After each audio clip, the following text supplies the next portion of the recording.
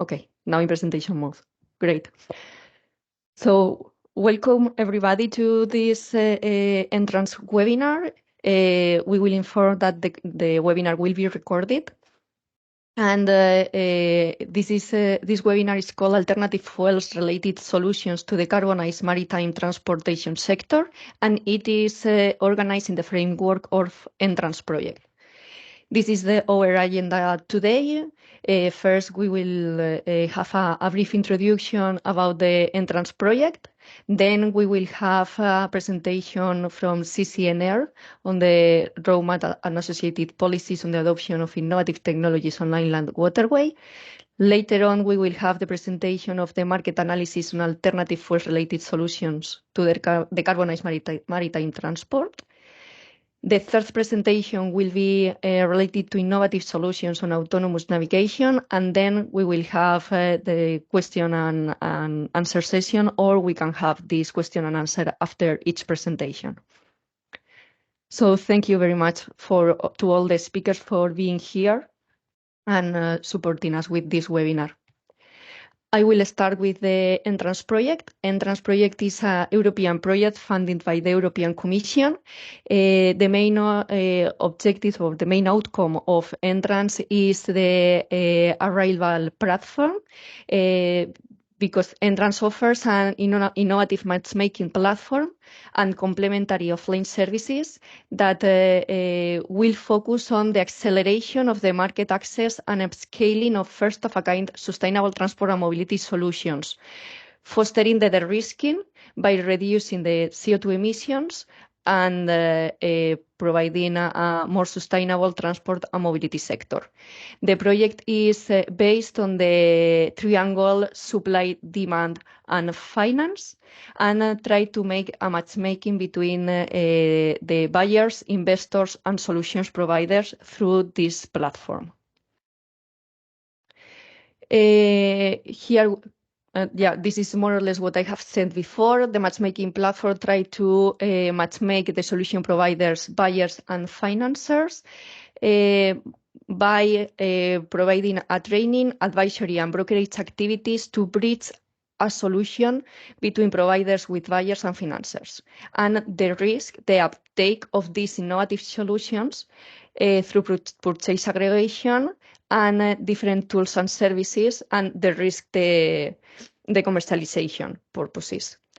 The solution providers and the buyers in the matchmaking platform can access to private and public innovative finance. Here you have the QR where you can access to the Arrival platform. The Arrival platform is a joint platform developed by Reciprocity Project and also Entrance for sure, and it offers a personalized user dashboard, connect transport and mobility leaders, coordinates other buyers to jointly procure innovative solutions and best suppliers, receive personalized notifications and matches for information and contacts, promote your own organization, and also provides best practices, information on legislation, and collaboration procedures between the triangle of entrance, investors, buyers, and solution providers.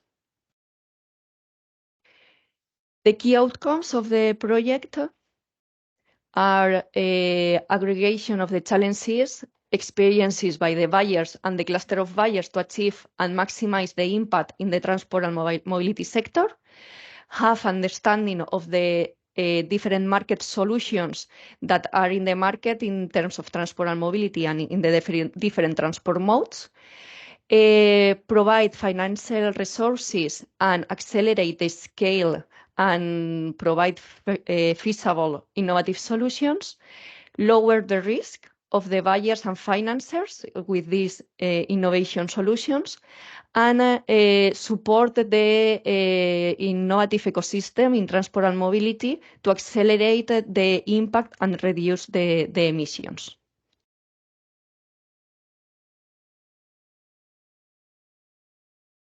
Okay.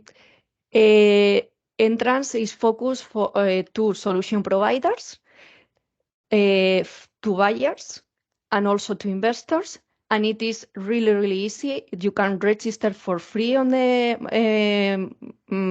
Rival platform, and you will find there a lot of information regarding the market analysis, the finance solutions, best practices, and also information regarding another solution providers and buyers that you can make this matching activity in order to agree and include these innovative solutions to the market and implement this solution in a real environment.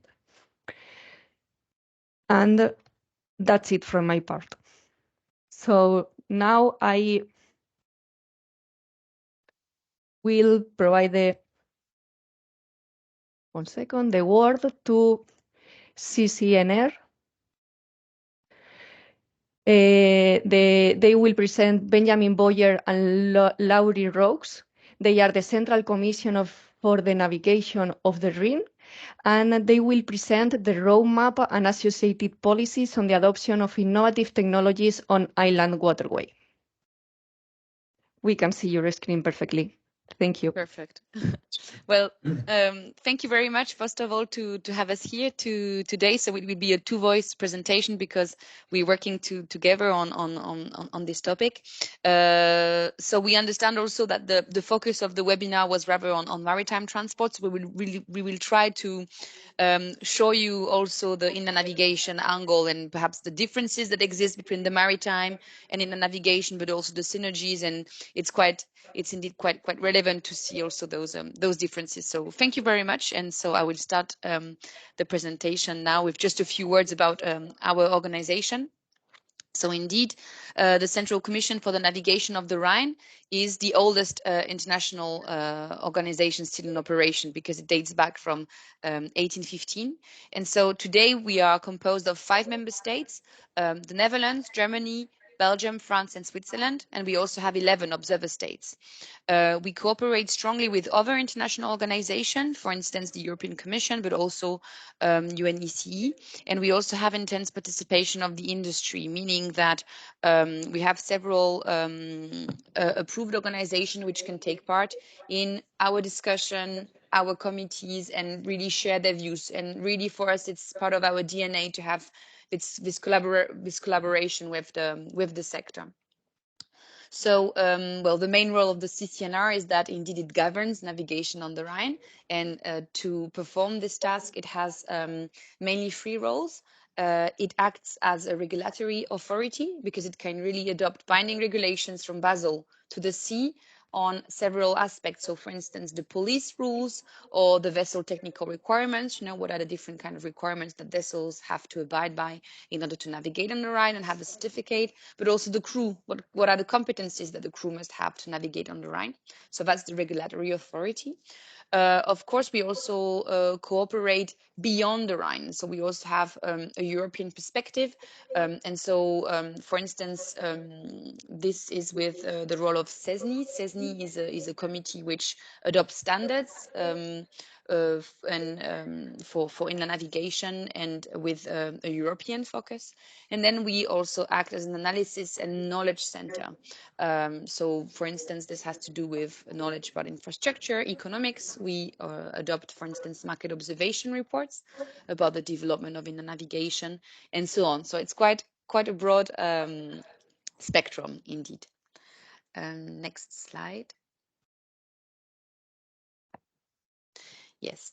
This is just a bit to set the political frame within which we adopted our roadmap, which we will present in the next slides. But basically, in 2018, there was a declaration called the Mannheim Declaration, which was signed and adopted by the ministers in charge of transport of the CCNR member states. And so within this declaration, we had different objectives, but the one which is of interest to us today is more focused on the energy transition. And so the CCNR was tasked to develop a roadmap to largely eliminate greenhouse gases and other pollutants by 2050. We also had an intermediary target in 2035, but we like to really focus on this 2050 target.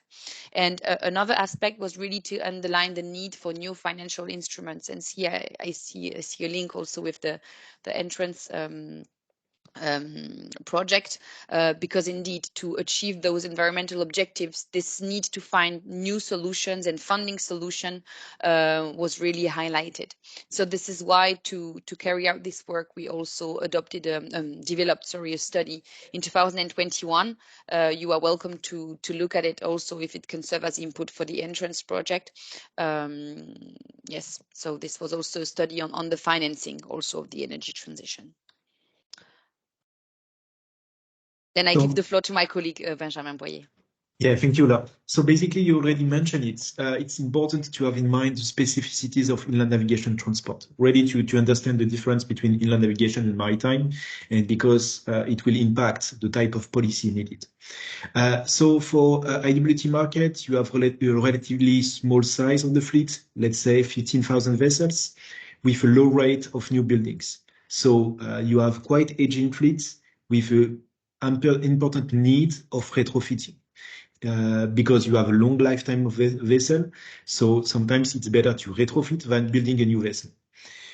In comparison with the maritime sector, you have to keep in mind that you have navigation in very confined surroundings. You have to go through flogs. You have fluctuating water levels, as we encounter on the Rhine, with sometimes low water episodes.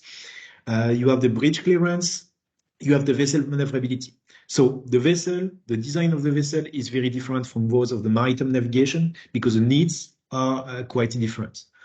Inland navigation is not regulated by IMO and flag principle. You have national EU CCNR frameworks, sometimes with reference to the same standard. As explained by Laure, we have this joint committee between the CCNR and the Commission to adopt standards for the crew, for the vessel. And it's a way to ensure convergence of the legislation. When we speak about regulation, it's quite important to have in mind that, for example, the requirements for air pollutants are more stringent for inland navigation than for maritime vessel. So it impacts clearly the choice of technology. So if you develop a policy and you say, oh, I will use the engine for the maritime sector on board inland vessel, it will not work. Same story when you develop policy and you consider the fuel, because the fuel used in inland navigation since more than 15 years is without any sulfur. It's ultra low sulfur fuel. Contrary to the maritime sector, it's quite recent. So here, it's quite important to have this difference because you can have some wrong analogy. It was done, I will say, 5 years ago with the LNG. Some people advocate for the LNG in inland navigation using the same argument as for the maritime sector, and it did not work. Another element was quite interesting also for the legislation. Often, inland navigation can use components, technology from the road sector. It's typically the case for engines, but we have also more and more discussion for using technology for hydrogen from the road sector. So in short term, I just would like to say that inland navigation and maritime are two different modes of transport. There are possible synergies, but there are also different needs for energy transition. So it's quite important to keep that in mind. If I now consider the roadmap, in our roadmap, we have description of the initial situation. So where we are, basically energy transition is a crucial challenge for inland navigation, is an existential challenge. If we cannot go to a sustainable navigation, inland navigation will not last. Innovation is needed to reduce emission for new vessels, but also existing. And we notice an increase in the number of projects, in number of retrofitting, but still a limited number of projects. These pilot projects are very important because we can gain knowledge of the new technology. We can gain knowledge on the economical challenges, financial challenges, or to also address some regulatory obstacles. Here on this slide, we displayed 4 pilot projects authorized by the CCNR. As explained by my colleague, we have regulatory power, so we can allow a vessel to sail on the Rhine or EU waterways. And it is the case here, it's vessels, the majority were authorized this year. So the MS Anthony, for example, it's a Dutch vessel with compressed hydrogen in the fuel cells. The Zulu Seas is a hydrogen vessel to be operated on the River Seine. The Alphenar is a container vessel already in operation in the Netherlands with battery pack. So 2 battery packs of 2.1 megawatt hour at front. And another project under development is the Stolt Eitzel. It's a tanker to be operated with methanol as fuel. So we really need this pilot project because based on that, we can learn the reality of the technology and we can better design our policies. In our roadmap, we develop what we call transition pathways. Transition pathways, why? It's basically, we know that we have different technologies available, but with different level of maturity. And we observe also that we have no one-size-fits-all solution. There are a lot of uncertainties regarding the technology. It can be the development, can be the price, availability. And we observe that the different type of vessel might have different type of needs. For ferry, for instance, it is quite obvious that you would like to use battery electric. But for hydrogen, you have some limitation regarding, I will say, the operation range. So we really need to consider all the technology with the different constraints. Based on that, we develop a quite technological neutral approach.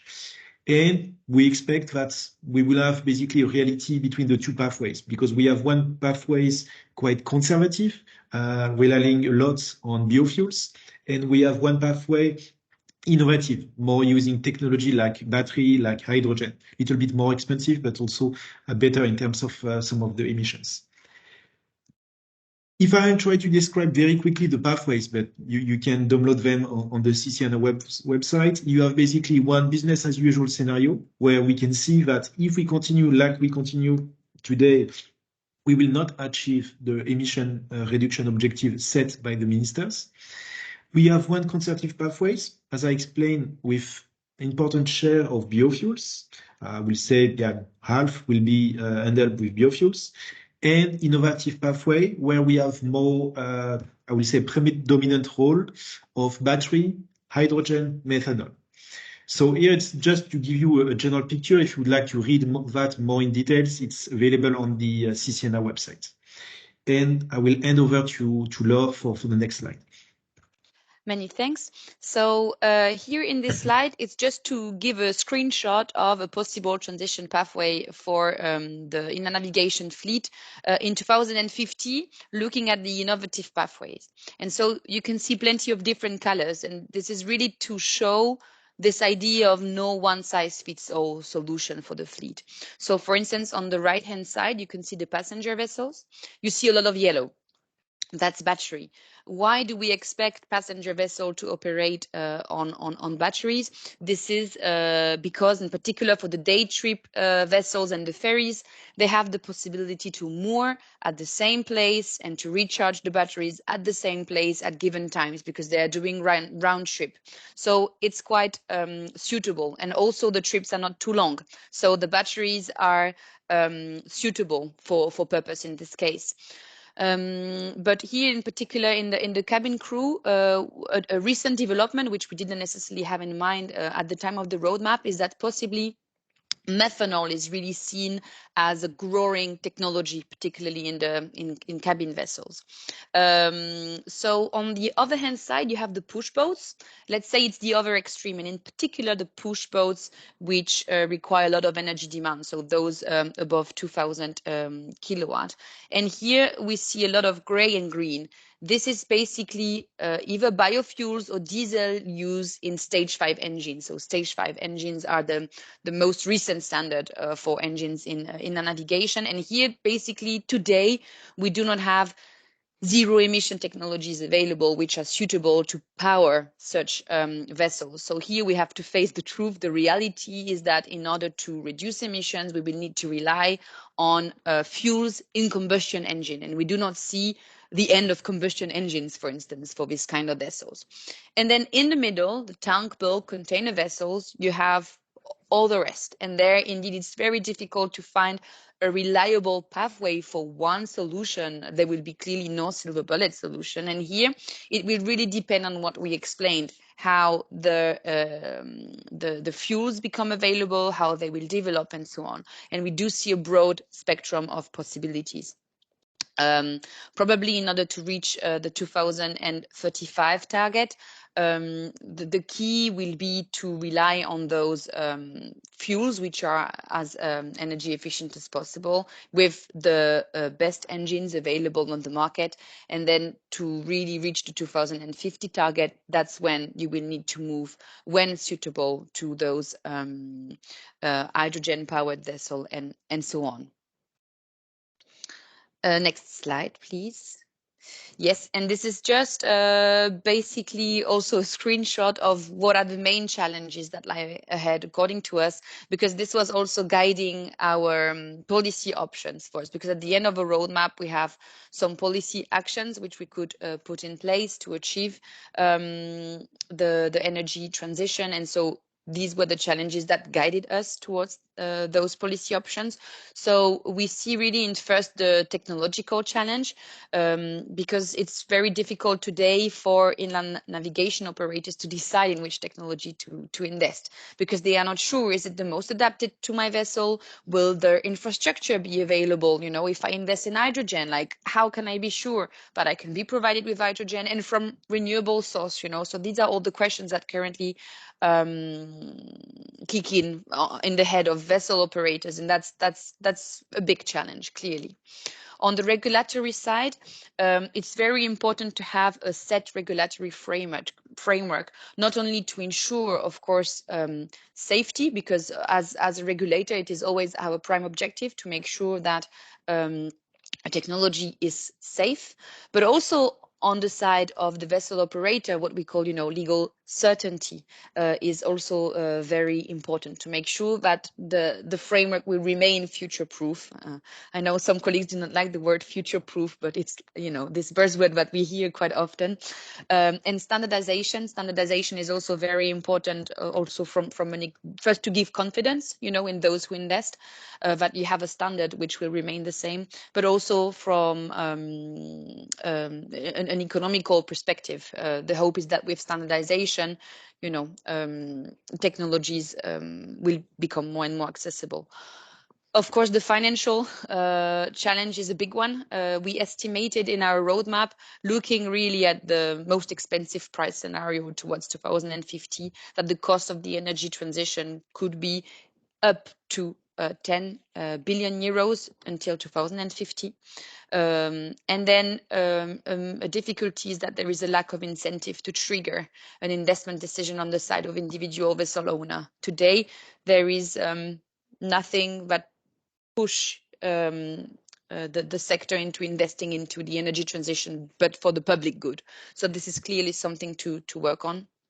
And the last one, the commercial aspect, is that today, as a vessel owner, if you make an investment, you are not sure that you will have the right demand for your low or zero emission vessel, because nothing also forces today the clients to go for those green solutions. So clearly there is a framework to be developed there on the commercial and financial side. And I think it's the last slide, if I'm not mistaken. So thank you very much for your attention. Benjamin and I will have to leave soon after the presentation. So if it's okay, we would be happy to take the questions perhaps now. I saw there was a few. Yes. The floor Yes. is open. Yeah. Yeah. I mean, I don't know you.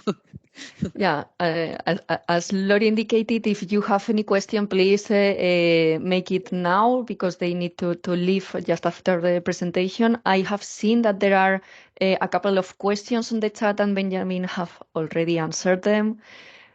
These questions, one of them is from Neha Tripathi, and it was, are these pilot projects open for participation? And then Benjamin explained what a pilot project is. I don't know if you want to comment. Yeah, I can read basically my answer. With pilot project, we mean innovative vessel, built or retrofitted by a ship owner. So it's basically a private initiative, sometimes with some public subsidies. The derogation granted by the CCNR to use this vessel, which is not in compliance with the regulation, includes an obligation of reporting. So at regular intervals, we will have feedback from the experience about some possible incidents on board, and sometimes also about the environmental performance of the vessel. The second question was about can the fuel used for inland navigation be used for maritime navigation? The answer is yes, but the benefit of the fuel will vary. You have to keep in mind that the baseline is not the same. So not the same fuel used in the maritime and IWT sector. So when you compare, it's not exactly the same. And as I said in the past, we did some wrong analogy with the LNG. So we should be very careful on that. The benefits will also vary due to the operation condition, sailing distance, where you can bunker, where you can swap hydrogen tanks or batteries. So here, it's not so easy. I will say it's one message of a presentation. There are no one-size-fits-all solution. And when you study one technology for one of the, I will say, possible use in maritime or inland navigation, you have to be very careful on the framework condition because it influences a lot the benefits of the technology. Thank you very much, Benjamin. And if there is any other question, please make it now, because if not, we can take it later on and this question can be answered afterwards. Okay, seems that no more questions are at this moment. So thank you so much, Benjamin and Laurie, for this interesting presentation. As you told, it is also very related with the objective of entrance on minimizing the emissions on transport, in this case, waterborne transport. And these innovative projects and innovative vessels link very much with the next presentation that will be done by Antonio Invito. He is the Innovation and Business Analyst at P&O Consultants, and he will present the market analysis on alternative fuels related to solutions to decarbonize maritime transport sector. I advance that this market analysis can be found in the Arrival platform that you can register for free. So, Antonio, please. Yes, thanks a lot, Mireia. Good morning, everyone. Thank you for connecting. My name is Antonio Invito, and I'm an innovation business analyst at P&O Group. And I will present the market analysis on decarbonization on inland waterways and maritime transportation by identifying some zero-emission and low-carbon solutions available in Europe, mainly based on alternative fuels. Before presenting, I give a quick outlook of our company. That is, P&O Group is a big company established in 9 countries in Europe. We are more than 400 people, and we work with a pan-European network of partners and clients all around Europe. We are composed by many labels and brands inside the group, and more specifically, I'm part of the R&D advisory team, which is part of Ciaotec, the Italian brand of P&O. We are a dedicated unit established in Italy. We support the whole group. We are composed of innovation and business analysts, expert innovation management, business modeling, and business plans. We cover the whole innovation cycle with a set of specific services such as market research, innovation scouting, which helped us to carry out this type of analysis. Let's diving into the scope and approach of this market analysis that is being carried out in the work package 3 of the entrance project. The scope was mainly to identify zero emission and low carbon solutions to decarbonize good passenger transportation by both inland waters and sea. First, the areas of greatest interest were decided together with the IWT platform, a partner of the entrance project, and then a four-step approach based on multiple databases that led to a catalog which is provided as an Excel file. The market intelligence started from a free desktop search, checking first the solutions of the stakeholders identified during the stakeholder analysis done for the entrance project, and then consulting providers' websites and available databases. Then we also used some proprietary licensed tools such as WISB for finding additional providers based on their activities in R&D projects. And subsequently, an in-depth analysis of the selected solution has been carried out to detail their technical properties and check their market availability and readiness. And finally, also a contact search for each solution has been done, trying to find the people involved in their development. Then we have an overview of the results from our analysis. The analysis led to identification of 183 different solution models by 127 providers. And around 65% of the solution fit with the retrofitting existing technology on board vessels. Regarding the energy source, 102 are based on batteries, 55 on hydrogen, 14 on methanol, and 9 on biofuels, while 27 on hybrid energy sources. And then more than 85% fit with inland waterways transportation. The second part of the results can highlight the type of solutions, such as I said before, was chosen together with the IWT platform. The main solutions identified, category of solutions identified are the design of zero emission vessels, the energy management and optimization solution, the fuel gas supply systems, fuel cells for ships, alternative marine propulsions, and energy gas storage solution. And most of the identified solutions are alternative marine propulsions, followed by design of innovative vessels and storage solutions for electricity and gases. Based on the type of solution, we have further collected some information, including payload of the vessel or the power and output of the engines, the battery size, the charging time, the range availability, also the total cost of ownership when available compared to traditional diesel-based technologies. Looking at these results, you can say that the 70% of the identified solutions are already marketable, while around 20% are close to commercialization or in production. This category identified the solution that will be on the market by the end of the 2024, while the remaining 10% are in the development phase and will be marketed by 2025-2026. The largest on the right, we can see also the launch countries of the identified solution. The largest one is in Norway, while the Netherlands, Germany, and France are the top 3 in the Air27 countries, and almost 55% of the identified solution are for battery electric vessels and 30% for fuel cells powered. Here we focus on the availability of the identified solution on Europe. We can say that out of the 183 identified solutions, only 6 are not sure of being marketed also in Europe, as they have been tested or prototyped in other regions, and there is not a certain info on their possible introduction also in Europe. Anyway, we also keep considering this type of solution in our analysis, and as shown in the previous slide, 128 solutions are already on the market, so are already been delivered to customers. 36 will be marketed by the end of next year, and 19 have been only prototyped and will be marketed by 2025-2026. On the right, you can see a chart which maps the identified solution providers based on the type of solution is identified and the year of entry into the market.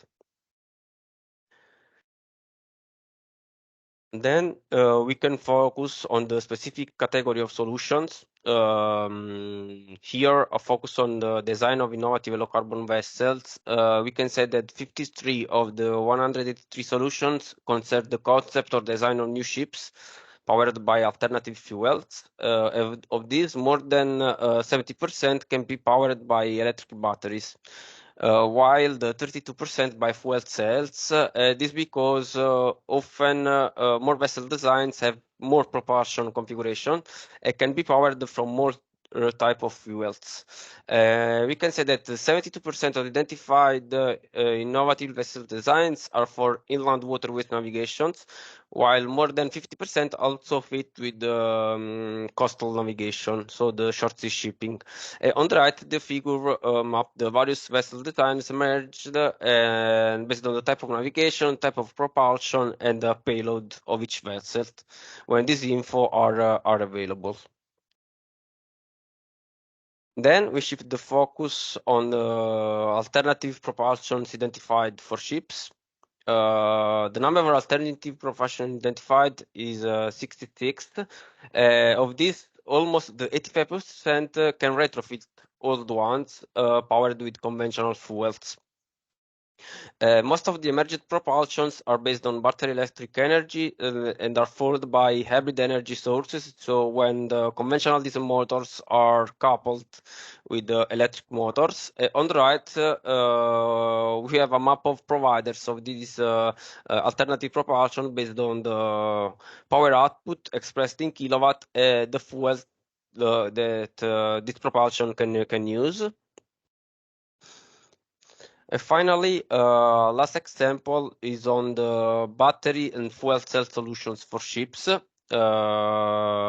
fact, we have identified 60 of solutions based on batteries or fuel cells. Of these, the 80% can be used in existing vessels for retrofitting conventional systems, and more than 90% can be used for inland waterways transportations. On the right, we have mapped the fuel cell and battery providers for vessel applications based on fuel cell power expressed in kilowatt and battery size expressed in kilowatt per hour. So to finish my presentation, I show you some use case based on this type of solution. This is the hydrogen barge one from Future-Proof Shipping, which is a retrofitted inland container vessel with hydrogen fuel cells. You can see here some technical properties such as the power output and battery size, the status on the market. So in fact, this specific vessel is sailing on zero emission since May 2023. And you can also see the key partners that help to the development of the vessels. At the moment, the vessel is chartered by BCTN on behalf of Nike EMEA. These are the type of information that you can find on the Excel sheet where are listed all type of solutions that we are identified.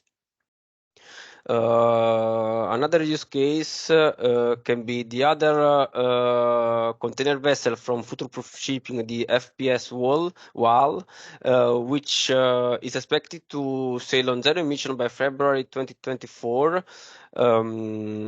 Also, this vessel is based on a retrofitting existing combustion engine with hydrogen fuel cells.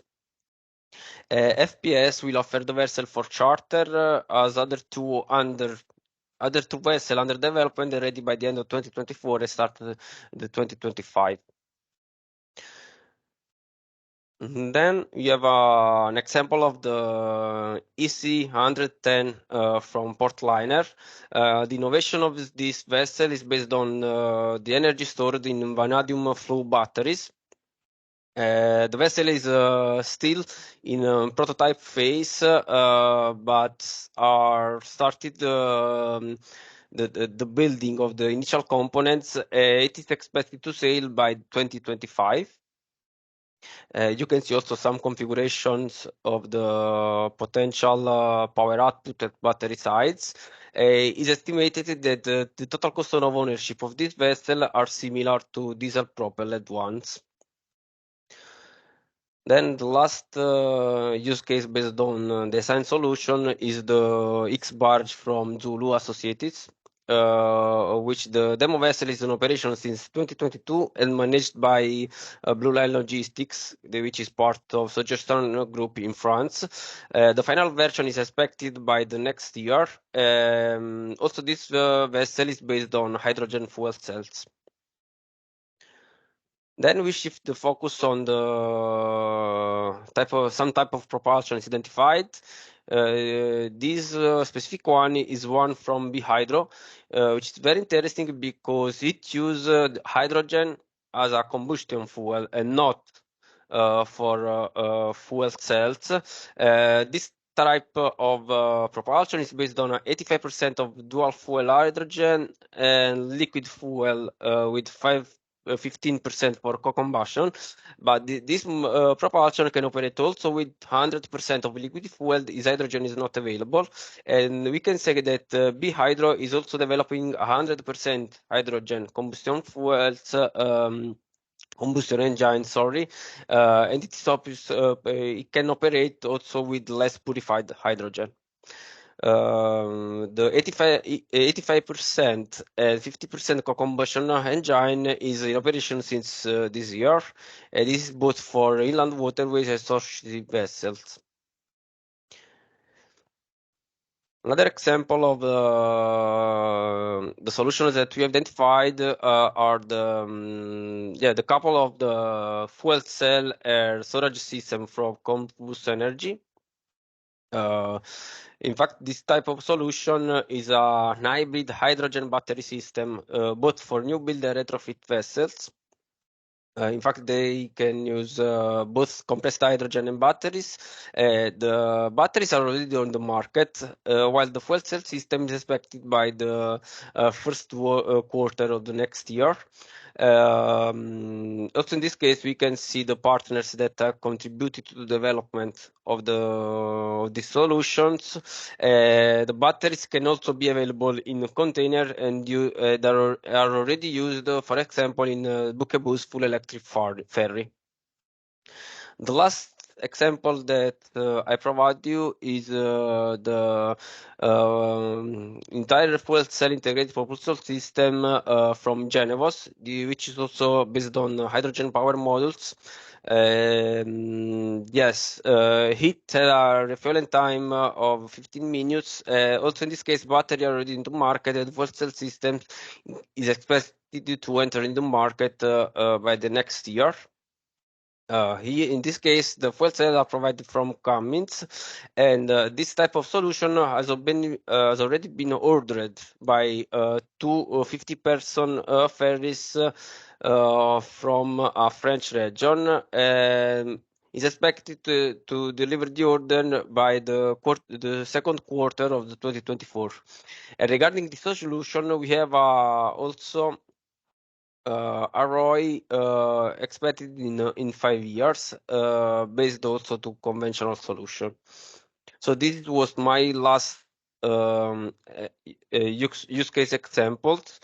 Here I provide you the link to register to the Arrival platform, even if Mireia provided you the QR codes in her presentation. Here you can find Excel sheet with all solutions identified, with all the information that I show you in some of the use cases that I presented. So I think I concluded my presentation. Yes. So if you have any question, I'm happy to answer to you. If not, I can leave the floor to the next one. Thank you so much for the clear presentation, Antonio. Yes, if there is any question, please, now it's the time to make it, or you can also write it in the chat if you prefer. But please, let's make this question, see if there is any.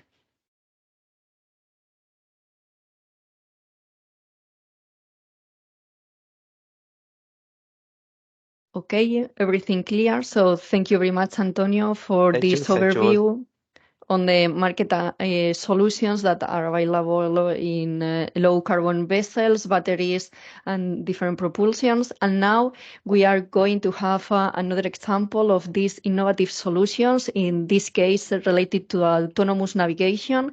And this presentation will be done by Eivind Leovold from Cibus. So thank you so much for your participation. The floor is yours. All right, great. Thank you. Can you hear and can you see my slides? Yes. All right, great. Hi, everyone. Thank you for inviting us to the webinar. My name is Eivind Løvold, and I'm working for a Norwegian tech startup called Seabus. My background is from marine cybernetics. So I have a master's degree from the Norwegian Technical University in Trondheim, and I'm currently working as an autonomy engineer in Seabus and also as a project manager. So I will today present a bit of who Seabus is and about our autonomy solutions. So our story started in 2019. So we span out of the Norwegian University of Science and Technology, which has been spearheading the development of maritime autonomy together with industry for more than a decade. So we have a research background with our technology. The technology had matured at the university for several years, and the professors saw that there's a huge potential for commercializing the technology that had been developing in Trondheim for many, many years. So today we are one of the leading actors in the edge of commercializing the software and also the solutions to maritime autonomy. And we aim to be the preferred provider of autonomy solutions in the world. So our story started, or our first project started in September in 2022 in Trondheim, where you see the ferry down to the left here in Trondheim. It's an electric passenger ferry. It can take 12 passengers, and we had a commercial operation with this in the summer of 2022, where we transported more than 1,400 passengers over 3 weeks, all autonomous. The only thing the operator had to do, the safety operator, was to push the initiate transit button, and everything else happened by itself. It was greatly received by the passengers and by the public. And we are looking to have more operations in Trondheim the coming years. In June 2023, we had the first commercial autonomous passenger ferry in operation. This is together with the major Norwegian ferry operator called Torghatten. They own and operate the ferry, and we deliver our software and autonomy system to the ferry. So today, the ferry is in commercial operation. The ferry is all electric. It has solar panels on the roof, and it has more than 15 hours of operation every day, also during the winter. Also here, the safety operator on board needs to push one button that initiates the transit, and everything else is hands-free for the operator. So the feedback is that this is a really, really nice way of operating the ferry. It makes the operation safer, and the electrification makes the passage very, very smooth for the operators and for the passengers as well. So now we are starting to commercialize the technology even more, and we have a project in Singapore where we will deliver our autonomy system to the Yinson hydro mover, as you can see in the picture on the right here. It's also all electric and a very innovative solution. So what we see are the drivers for autonomous maritime operations. Maybe first and foremost, it's the sustainability and electrification that we see and has heard a lot about already in this webinar. So we see that autonomy and electrification in many cases goes hand in hand. When operators and ferry owners want a new ferry, an electric ferry, they also want the state-of-the-art navigational equipment. And to get this, they need to have advanced navigational advice for the captains. They need to provide the captains with state-of-the-art situational awareness to make the operation as safe as it can. So we see that when people want electrification, they also want some sort of advanced navigational technology. So we see that electrification is a driver for autonomous navigation as well. We also see that autonomy is making operations safer. One of the things it does is it provides the operator and the captains with collision alerts. It also makes objects on the water more visible for the captain.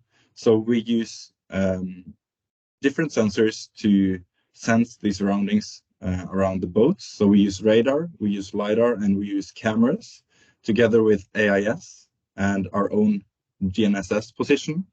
All of this we use to form the situational awareness. And also we can give the operator navigational advice on how to navigate the boat in the safest manner. Another driver is operational efficiency. We see that an autonomy system is able to operate the boat in a manner that makes it save fuel. So when we investigate ferry services and boat services, we see that different captains have different operational patterns, but the autonomy system has always the most energy efficient operating pattern every time. And also we see a growing crew shortage crisis around the world. So not just in Europe, but also in the whole world, we see that there are many operations that struggles due to the crew shortages. So all of these are drivers for maritime autonomy. So just quickly about our technologies. So our technology system is comprised of a situational awareness system that uses the sensors to form the information about the surroundings around us.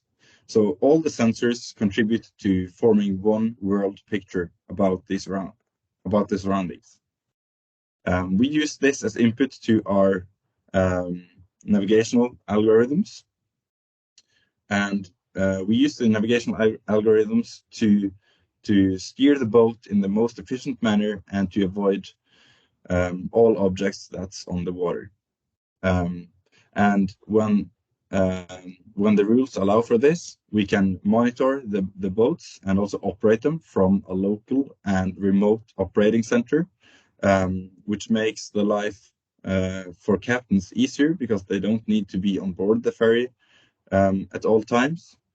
And also, even longer in the future, more than one captain can operate more than one ferry in the best case. So in CBOS, we have a strong emphasis on. Do you still see my presentation? I lost it here on my screen. Okay, it's back. Yes, we can see it. Okay, yeah, sorry for that. So in CBOS, we have a strong emphasis on simulator-based development, testing, and verification, and also to use safety cases for regulatory compliance. So we are working continuously with the regulations and with the governments to improve them and to keep up with the technology developments that are ongoing in the maritime industry. So basically, our technology is to sense, to comprehend, to plan accordingly, and act. And then we need to supervise the operation, which can be done either on board or onshore on a remote operating center. So I think that was my time. I'm happy to receive questions. If not, thank you for having me, and it's been a great webinar. Thank you. Thank you very much, Eivind. As he told, if there is any question, please, that's the moment for launching the questions or doubts that you may have. And if there is no questions, it is thank you very much to all the speakers. We have this webinar. We started listening about the roadmap in Inland Waterway Transport to decarbonize this transport mode with these innovative pilots and innovative vessels. Then we continue with the presentation of the overview on the innovative solutions on vessels, batteries, and alternative propulsions on waterborne transport and the overview and innovative solutions that are available in Europe. And we finally listened this presentation regarding the autonomous vessels, and the options and the different implementations that are currently in Europe. So if there are no questions, I only can thank you every person that have been participating here as a speaker and also attending the webinar, and wish you a lovely period of Christmas and holidays. Thank you so much to all of you. Bye bye. Thank you. Thank you. Bye. Bye.